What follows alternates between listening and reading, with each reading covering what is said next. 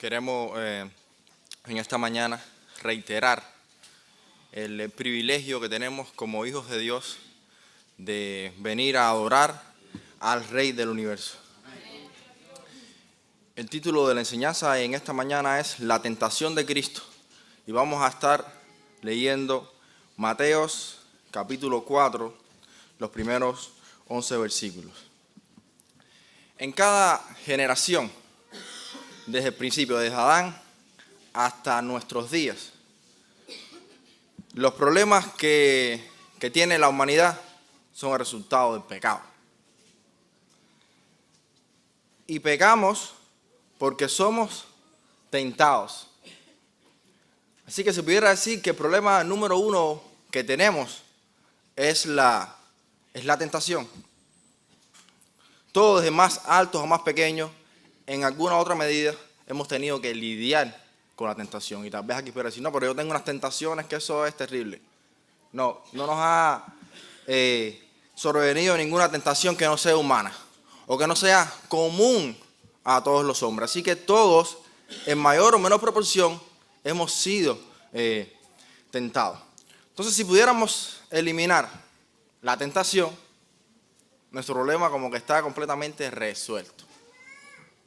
Resuelto porque solucionamos el problema del pecado. Solo tendríamos que tal vez acarrear con las consecuencias del pecado original al principio de Adán y Eva. Pero los problemas que tenemos como seres humanos se eliminan si nosotros podemos eliminar la tentación. Esto es algo que muchas personas lo han intentado desde el inicio, desde la iglesia primitiva.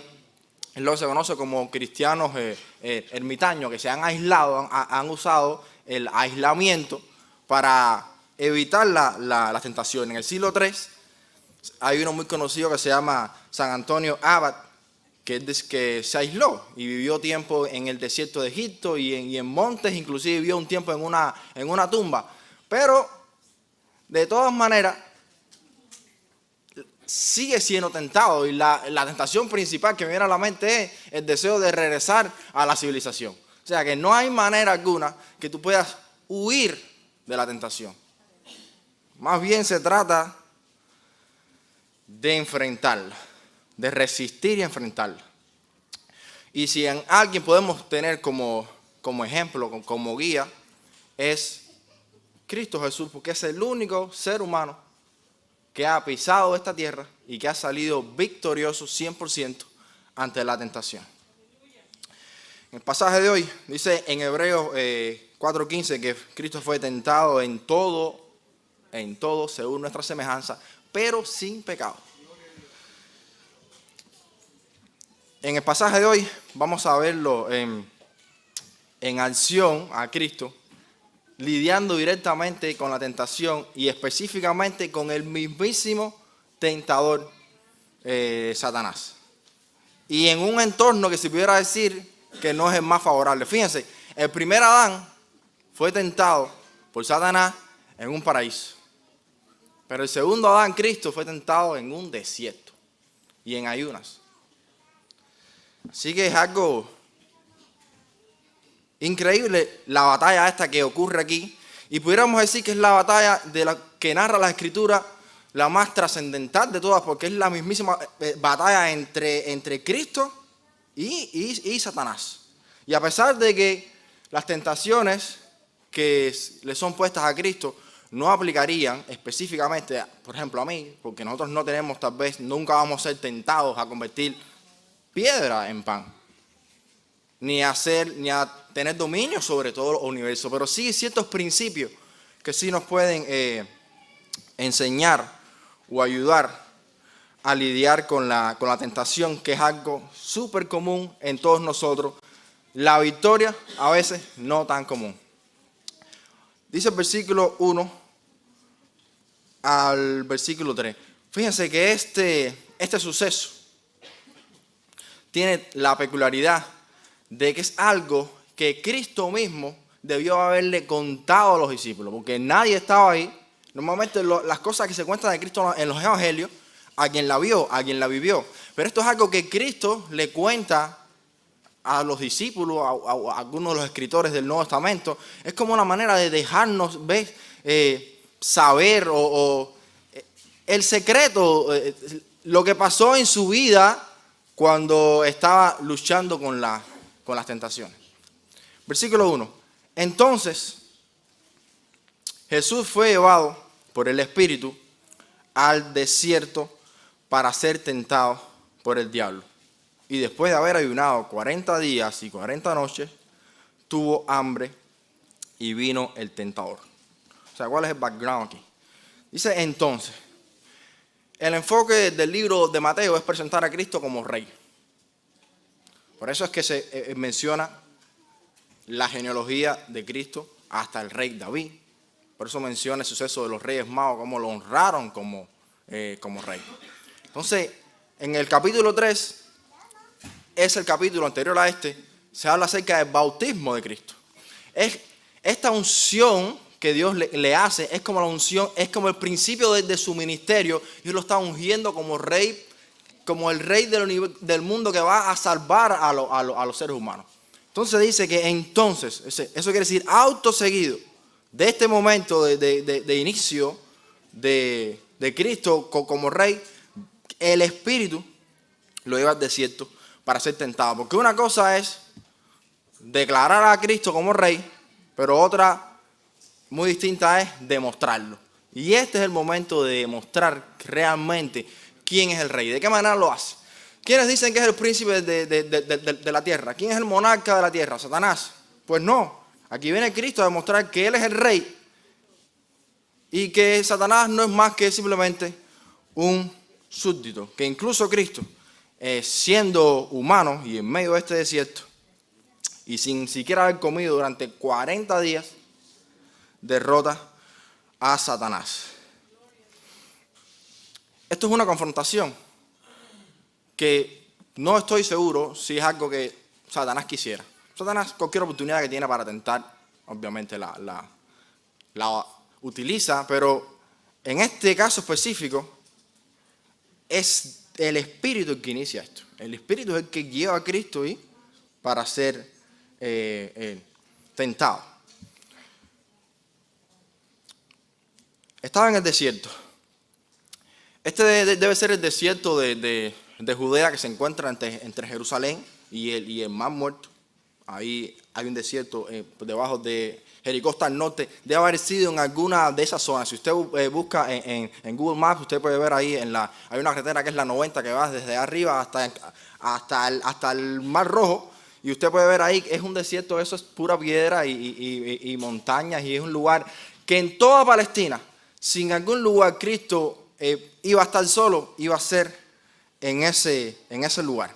Ahora, la palabra en griego aquí que se utiliza para tentado es peirazo. Y es una palabra neutra. ¿Qué quiere decir? Realmente esa palabra significa examinado. Significa poner a prueba. ¿Por qué? Porque sabemos que Dios no tienta a nadie. Entonces, ¿cómo es posible que el Espíritu haya llegado a Cristo al desierto para ser tentado? No, es que todo depende de la perspectiva. Cuando viene una prueba a tu vida, es algo que Dios pone para confirmar tu fe, para fortalecerte espiritualmente, pero desde el punto de vista, o sea, Dios no te pone la prueba para que tú falles, sino para que salgas victorioso.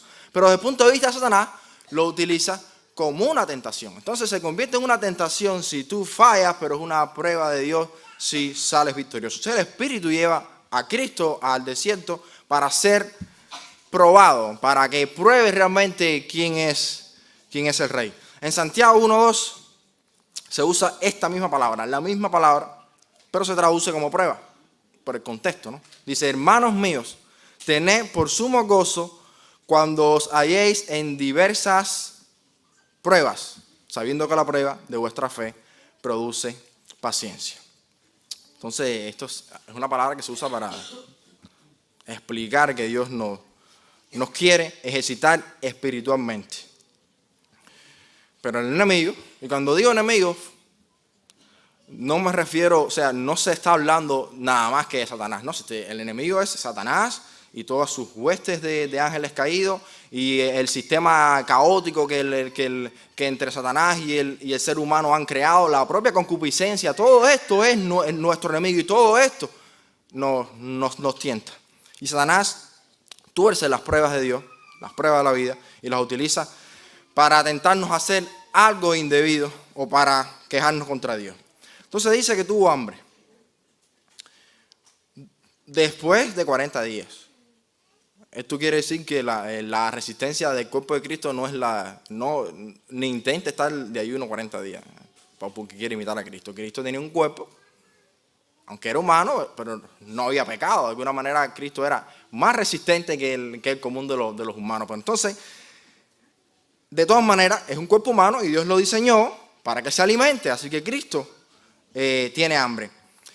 Y Lucas, hay un detalle, Mateo no lo menciona así, pero Lucas 4 dice que era tentado por el diablo por los 40 días. No se imagina que es que Cristo estuvo solo 40 días sin problema y después que viene, no, es que durante los 40 días Cristo fue tentado constantemente por Satanás. Lo que se narra este último diálogo antes de él irse a esta conversación específica al final.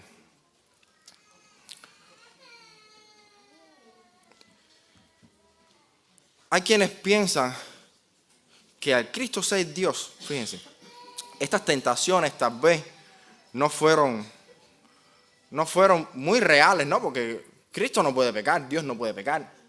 Entonces las tentaciones realmente no fueron tentaciones. Pero no, sí lo fueron. Porque Cristo era 100% humano y sentía emociones y hambre y sed y sintió afecto y simpatía y compasión. Así que él sí fue tentado. No peca porque es Dios y es perfecto. Pero eso no anula la tentación ni la intensidad de la tentación. Porque si ahora mismo usted es tentado y sale victorioso, ¿eso quiere decir que la tentación no existió o que no fue real? Sí lo fue. Y la tentación no solo fue a lo máximo, la capacidad máxima de Satanás porque Satanás siempre que te tienta, el enemigo cuando te tienta, para de tentarte cuando tú fallas, ya. Pero en este caso Cristo nunca pecó, por tanto Satanás llegó a la tentación hasta el límite de su capacidad, de su ingenio. Y sí fue real. La tentación número 1. Si eres hijo de Dios, di que estas piedras se conviertan en pan. Al principio yo no entendía qué tenía de malo esto, porque al final Cristo hizo muchos milagros parecidos. Y yo digo, bueno, Cristo lleva 40 años de ayuno, en comunión con el Padre, preparándose, ¿no? Para todo el ministerio, todos los problemas que va a tener, para la misión que tiene. Es un tiempo bueno tener un tiempo con Dios, pero ya tiene hambre. ¿Usted cree que Cristo no merecía comer? No hay nada malo en que Cristo convierta las piedras en pan, decía yo. ¿Eso que tiene que ver? Porque los que piensan así se creen que esto es una tentación que es relacionada nada más con la carne, con el deseo de comer. Pero hay algo más aquí. Porque comer, si usted tiene hambre y usted come, no hay nada malo, a no ser que coma demasiado más allá de lo que necesita, por glotonería, y eso sería gula. Pero eso no es el caso de lo que Cristo va a hacer aquí. Tiene hambre y tiene derecho a comer. Lo primero es que dice, si eres hijo de Dios. El objetivo de Satanás aquí es de alguna manera arruinar el plan de Dios. Quiere que Cristo ejerza su propia voluntad en contra de la voluntad del Padre. Él le dice, bueno, acabamos de vivir un momento en que Dios dijo, este es mi hijo amado, en el cual tengo complacencia. Entonces Satanás le dice, ¿de verdad tú eres el hijo de Dios? O sea, porque tú piensas eso, pero la realidad puede ser otra. Porque ponte a pensar, ¿tú crees que es compatible eso de que el hijo de Dios esté pasando hambre? Pasando trabajo. Es como los cristianos se supone que son hijos de Dios y pasan trabajo. Eso no.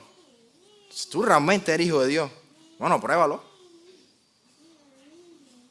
Si la duda, fíjense, si la duda logra entrar en tu mente, si tú dudas de tu salvación, si tú dudas de que Dios te ama, si tú dudas de que Dios tiene cuidado de ti, ya tienes un pie, ya casi que has perdido la batalla. Y eso es lo que el intento de, si eres hijo de Dios, como poniéndolo en duda. Lo mismo, la misma estrategia del jardín del Edén. Es lo mismo, si Dios es bueno, ¿cómo es posible que Dios sea bueno? Y tú seas el hijo de Dios y tú estés pasando hambre. Eso no tiene sentido. Si Dios es bueno, ¿cómo es que te prohíbe comer de la fruta? No. Plantando la duda. Si es así, demuestra y di que estas piedras se conviertan en pan.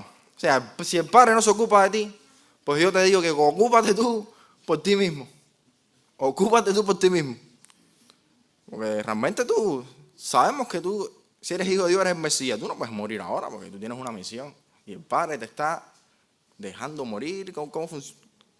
Olvídate ese problema. Tú puedes convertir las piedras en pan y no importa la voluntad del Padre. Esto es algo basado en una tentación basado en la desconfianza. Como que Dios te decepcionó. Como que Dios, tú sabes, te defraudó. Eso nos pasa a nosotros todo el tiempo, diario, constantemente. Nosotros tenemos la tentación de hacer las cosas. Si nos estamos quedando sin dinero, ya estamos nerviosos. Hay que hacerlas.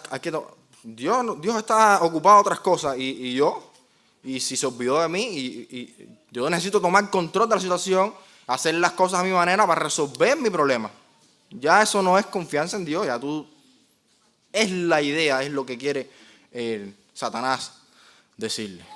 Provee pan tú mismo, que bastante trabajo has pasado. Mira, en el Cristo naciste en un establo.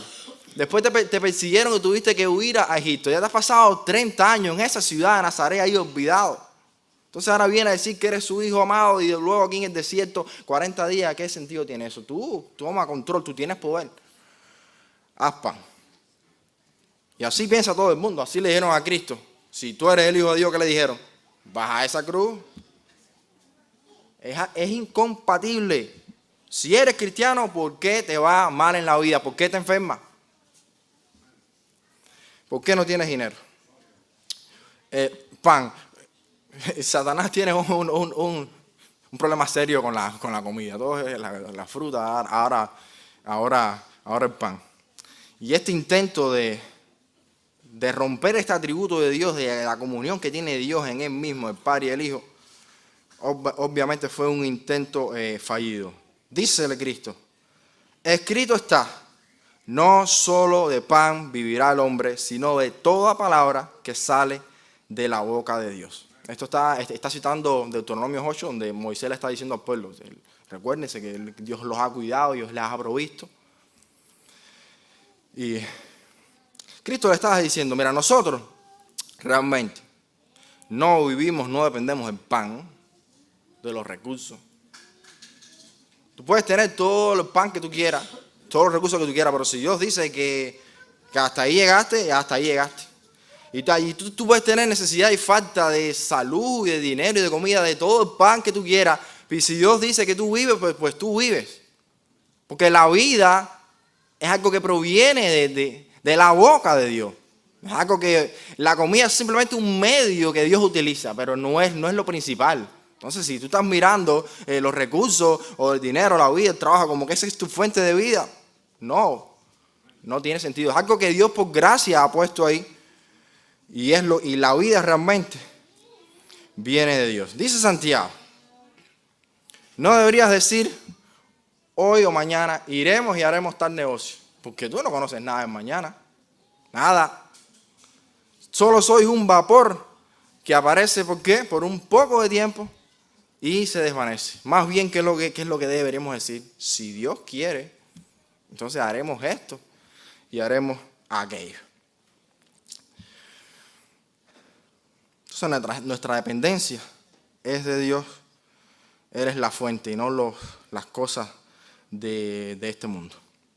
Entonces Jesús no puede tomar el control sobre ese momento que está pasando hambre, invalidar la voluntad del Padre para simplemente él hacer pan. No. En una ocasión los discípulos dijeron, Rabí, come. Y él come. No, esa es la voluntad. Si yo lo quiero hacer es la voluntad del Padre.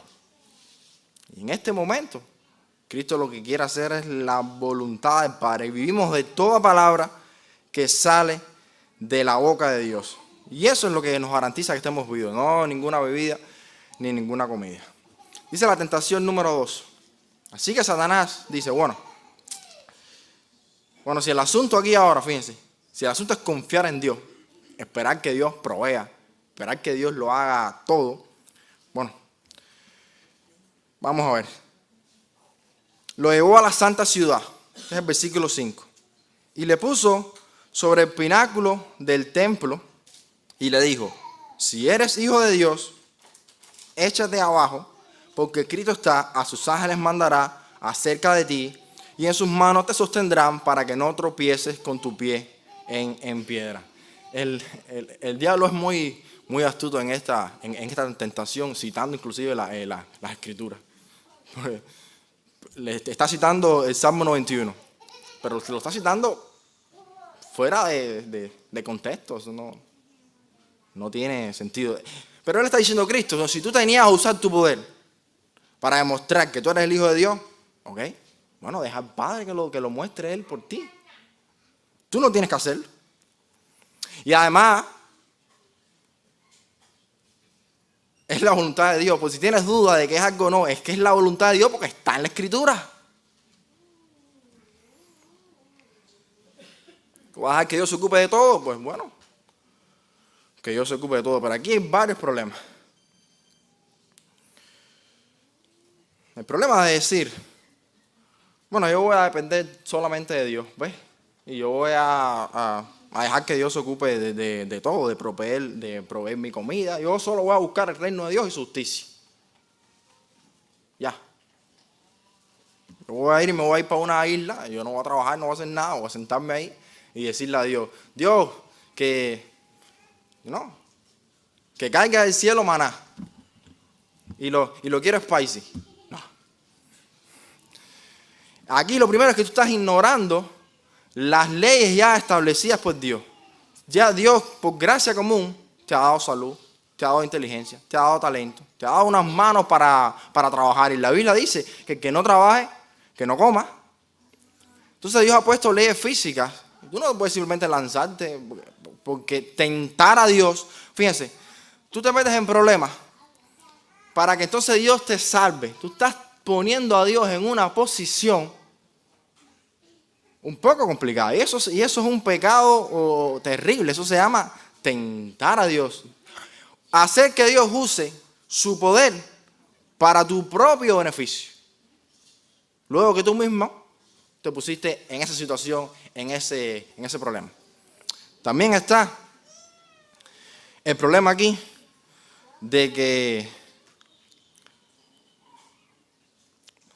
Satanás de alguna manera le dice, bueno, mira, tú eres el Mesías, eso es algo que Dios te va a dar, tú lo sabes, eso es una profecía.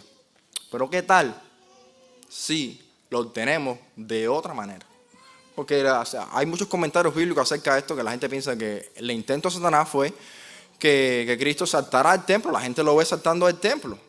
La gente lo va a aclamar, la gente lo va a declarar como Mesías, no va a recibir ningún rechazo. Cristo, no tienes que llegar al tema de la cruz. Si quieres ser Mesías, este es un camino más corto. Cualquiera sea el caso, estás poniendo a Dios en una situación que lo estás obligando a ejercer su poder para mostrar algo, como si Dios tuviera algo que demostrar. Dícele Cristo en el versículo 7, escrito está también, no tentarás al Señor tu Dios. En la vida de nosotros muchísimas cosas nosotros tentamos a Dios en este estilo, pero constantemente. Digamos que tú te pasas la vida ahora comiendo pizza y Coca-Cola todo el tiempo. Pero tú eres un siervo de Dios. Y Dios te ha dado un pastorado, o Dios te ha dado una misión, y tú tienes que trabajar. Dios te tiene que mantener a ti con salud. Estás poniendo ahí en una situación que tú te estás envenenando tu cuerpo, pero tú quieres que no tener problemas de salud. No puede ser. Eso se llama tentar a Dios.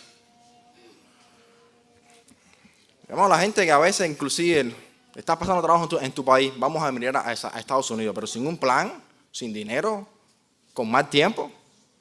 y presumir que porque soy un hijo de Dios todo me va a ir bien, eso es tentar a Dios, eso es meterte en problemas y después esperar. Es como cuando tú pecas. No, yo voy a pecar porque de todas maneras Dios me va a perdonar. Eso es un pecado terrible.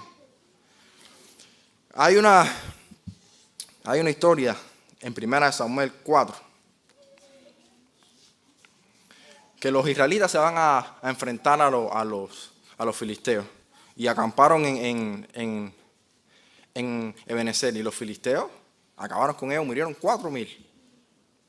Pero cuando regresan para el campamento, le dicen, no, el problema que hubo es que Dios no estaba con ustedes. Entonces fueron a Silo a buscar el arca del pacto.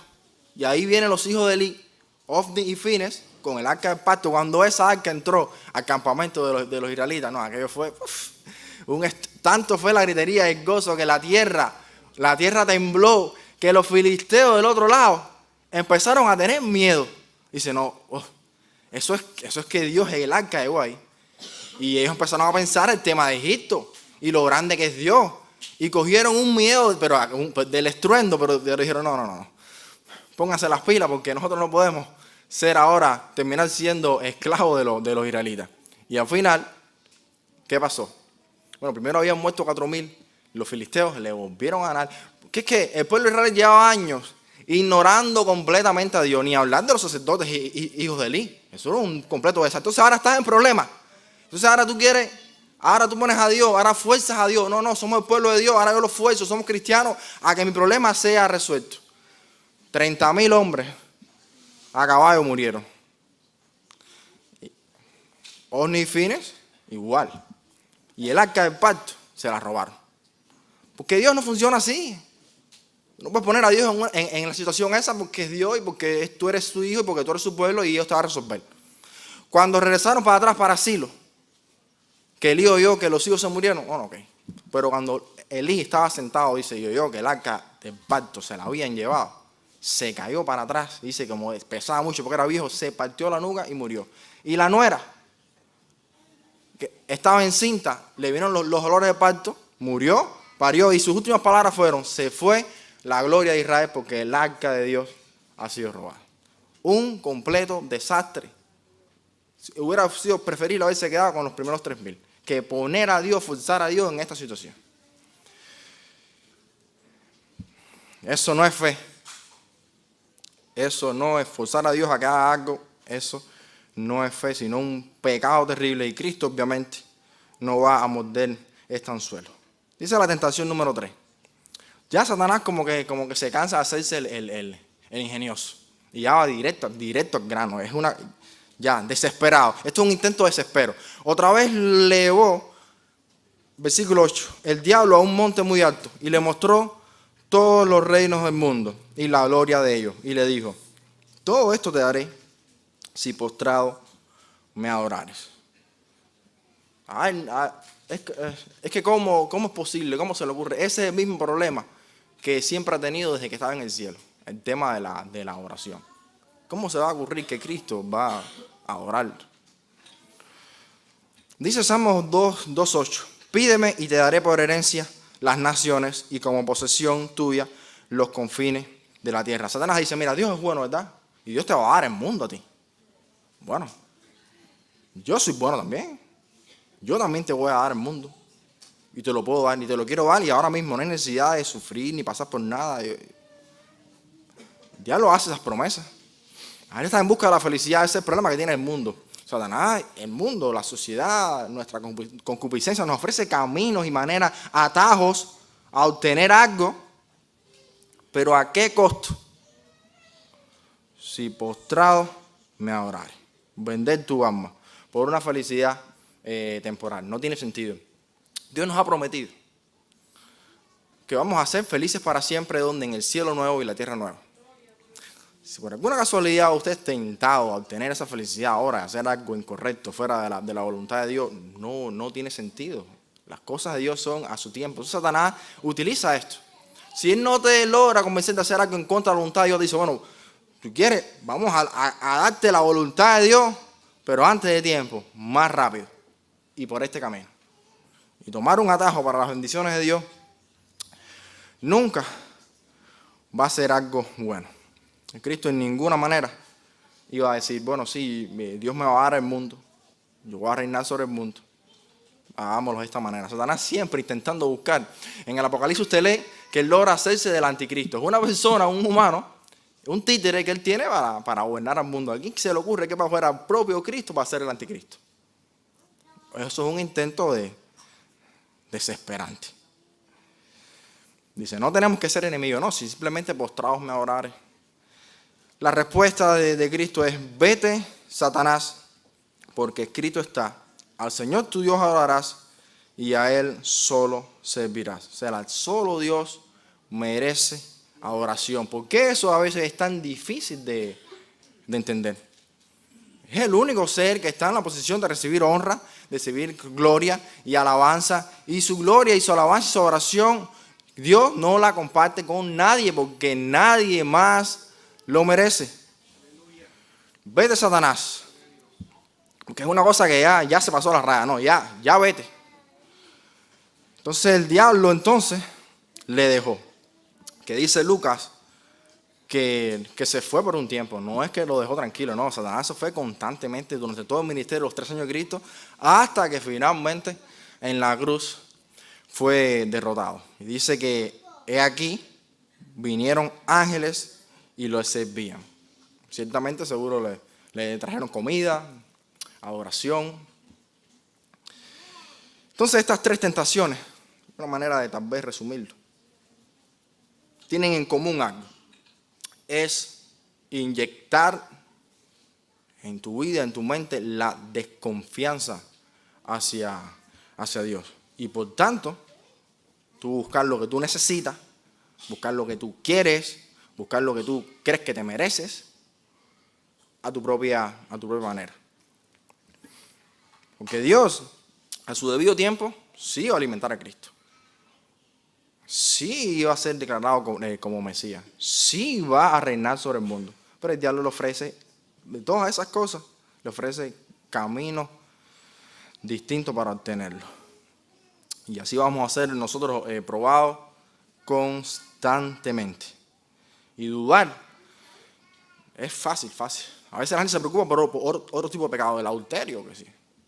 Pero a veces la gente desconfía de Dios, se pone nervioso, quiere tener control. La gente a veces es capaz de hacer cosas deshonestas, inclusive robar, porque tengo que resolver mi problema y el problema de mi familia. Y esto es algo que decir que Dios se ocupa de sus criaturas o no, siempre es algo que las personas, inclusive los cristianos, van a tener en duda, y sobre todo cuando están atravesando por momentos difíciles. Hay un axioma, de hecho, eso es un axioma cristiano, que la gente debería aprender. Es más importante, fíjense, es más importante la voluntad de Dios que mi beneficio. Si Dios quiere que yo pase por esta etapa de la vida y yo lo estoy sufriendo o algo está saliendo mal, bueno, tú tienes que poner en segundo lugar. Tú eres el secundario, tú no eres protagonista en esta historia, es Dios. Lo que más importa es la voluntad de Dios. Si tú pones la voluntad de Dios por encima, tú logras estar, ¿cuál es la palabra? Tú logras estar de acuerdo, tú puedes estar triste, tú puedes sufrir, pero tú no te vas a quejar contra Dios, porque tú lo que quieres es la voluntad del Padre y no la tuya. Los jóvenes hebreos, Sadrac, Mesach y Abednego. El rey Nabucodonosor había hecho una estatua de oro. Y entonces los jóvenes hebreos no la adoraron, ni a sus dioses tampoco, y él los manda a buscar. Los jóvenes hebreos tenían claro esto. Pero mira, nosotros, con todo el respeto, majestad, pero no hay nada que hablar. Es como que ellos le dijeron, de este asunto no tenemos nada que decirte. Eso como que no hay explicación ninguna, porque nosotros en ninguna manera nos vamos a arrodillar delante de la estatua de oro ni de ninguno de tus dioses. Y Dios es poderoso, esta es la verdad, Dios es poderoso para librarnos del horno de fuego. Pero si no, eso es como podrían decir, sabiendo yo de antemano que ya Dios no lo va a hacer, aunque Dios no lo haga, igual de todas maneras, eso no cambia nada, porque lo que importa es la voluntad de Dios, no tu propio beneficio. Y esto es una forma de adoración a Dios.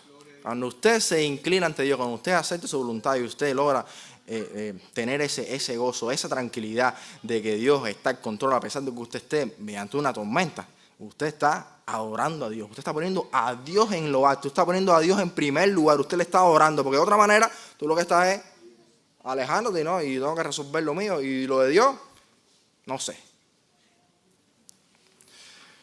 Dice Santiago 4:7. Someteos pues a Dios, resistid al diablo y huirá de vosotros. O sea, la lucha contra estas tentaciones requieren armas espirituales. Que solo Dios es el que nos da. Por eso aquí dice, someteos a Dios.